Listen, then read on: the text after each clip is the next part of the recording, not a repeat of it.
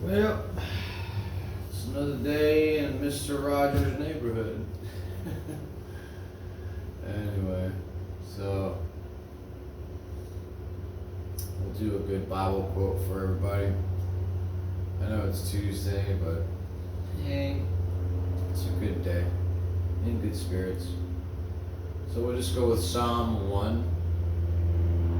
Psalm 1. Everybody loves Psalms, right?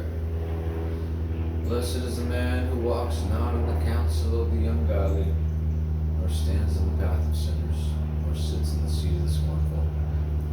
For his delight is in the law of the Lord, and in his law he meditates day and night.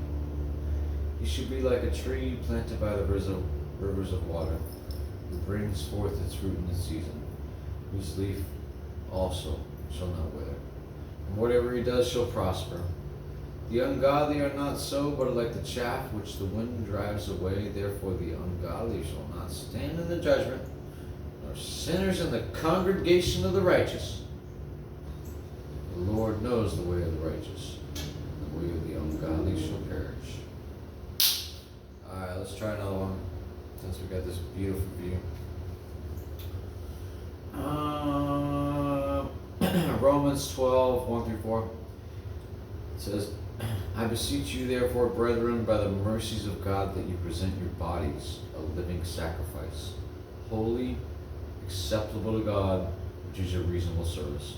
And do not be conformed to this world, but be transformed by the renewing of your mind, that you may prove what is that good and acceptable and perfect will of God. For I say, through the grace given to me, to everyone who is among you, not to think of himself more highly than he ought to think. For God has dealt to each one a measure of faith.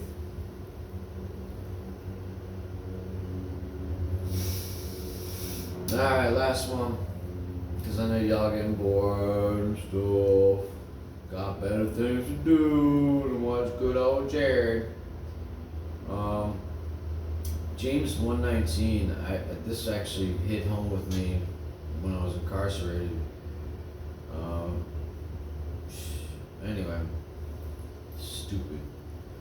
So then, my beloved brethren, let every man be swift to hear, slow to speak, and slow to wrath. For the wrath of a man does not produce the righteousness of God.